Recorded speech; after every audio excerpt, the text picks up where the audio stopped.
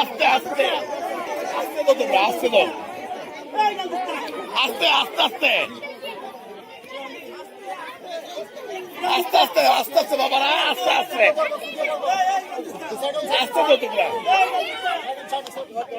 আস্তে আস্তে আস্তে আস্তে আস্তে তো তোমরা আস্তে 2001 সাল থেকে শুরু করে আজকে 2026 গত 25 বছর কোন ধানের শীষের প্রার্থী ছিল না। কি ছিল? জোটের প্রার্থী আমিনী সাহেব 2001-এ। 2008-এ আমিনী সাহেব যখন ফেল করলো তখন চলে আসলো জাতীয় পার্টি।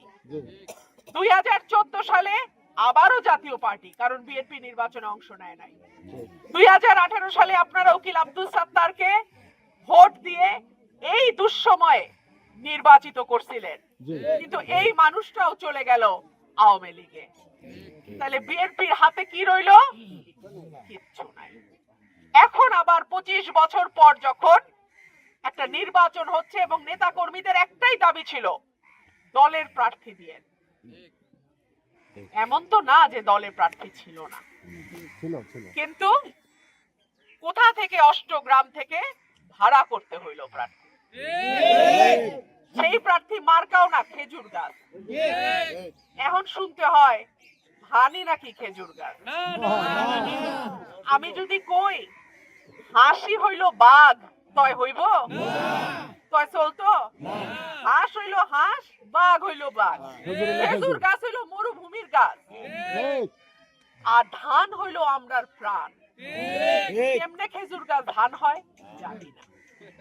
প্রিয় ভাইরা আমার, আমার যারা সমর্থক, আমার যারা ভোটার, আমার যারা নেতা কর্মী আছে, তাদেরকে আমি বলবো, আমি 17 বছর শেখ হাসিনার আমলে তার মতন শক্তিশালী সরকারের চোখে চোখ রেখে কথা বলছি।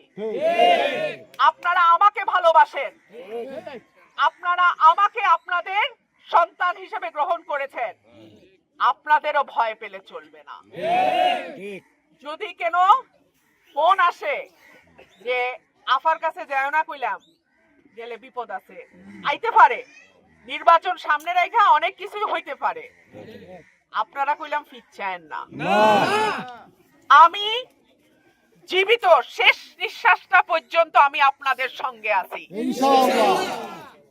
আপনারা আমাকে ছাইরা যায় না। আমার প্রিয় ভাই ও বোনেরা, আপনাদের মনে প্রশ্ন আসতে পারে আপনারে কেন ভোট দিব। আমি আপনারে কিছু কথা বলি। আমারে ভোট দিবেন কারণ গত 17 বছর যখন বড় বড় নেতারা ফোন বন্ধ করে রাখছিল, যখন আপনাদের ধান ক্ষেত বিলের মধ্যে রাত্রে থাকতে হয়েছে, তখন আপনারা কিন্তু আমার বক্তব্য শুনছেন। আপনাদের মনে একটা বল ভরসা হয়েছে না, একেবারে সব ভাইসা যায় নাই, আমরার কথাও কেউ না কেউ বলে, ঠিক কি না?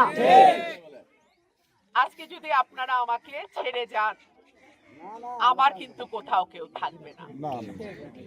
আর যদি আপনারা আমার সাথে থাকেন, তো আপনারা দেখেন সরাইল আশুগঞ্জ রে কি করে বাংলাদেশের মডেল উপজেলা করতে হয়, আমি সেটা কইরা দেখাবো ইনশাআল্লাহ।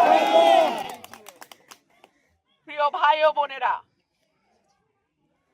একটা দেশে দল আসবে, দল যাবে, ক্ষমতায় একবার এই দল আসবে, আরেকবার ওই দল আসবে। ক্ষমতার থেকে গেলেই যে একেবারে চাঁদাবাজি ধান্দাবাজি কইরা 2 মাসে 200 কোটি টাকা কামায় ফেলতে হবে, এইটা তো ঠিক না। আরেকজনের ব্যবসা দখল করা, বালি উঠানো, মাটি ভরাট করা, এগুলা তো ঠিক না। ঠিক এগুলি করলে মানুষ দূরে সরে যায়। মানুষ এমনিতে দেখা যায় যেন কিছু কয় না, কিছু কয় না। মানুষ কখন কয় জানেন? ওই যে 5ই আগস্ট হাসিনা টের পাইছিল, মানুষ যখন জাগে তখন কি অবস্থা হয়। সেই জন্য আমি শুরু থেকে বলে আসছি যে চাঁদাবাজি বন্ধ করো, তোলা তুলা বন্ধ করো, মাটি ভরাট বন্ধ করো, জমি দখল বন্ধ করো, অন্যের ব্যবসা দখল বন্ধ করো, মামলা বাণিজ্য বন্ধ করো। আমি যতদিন বেঁচে আছি এই সত্য কথা আমি বলতেই থাকবো। যেই অন্যায় করবে তার বিরুদ্ধেই আমি বলবো। আমার নিজের বাপও যদি ভুল করে আমি বলবো আব্বাজান আপনি এটা ঠিক করেন নাই, ঠিক কিনা? সব সময় মনে রাখেন, অন্যায়ের বিরুদ্ধে যে দাঁড়ায় আপনার সবচেয়ে দুঃসময় তাকে আপনি পাশে পাইবেন।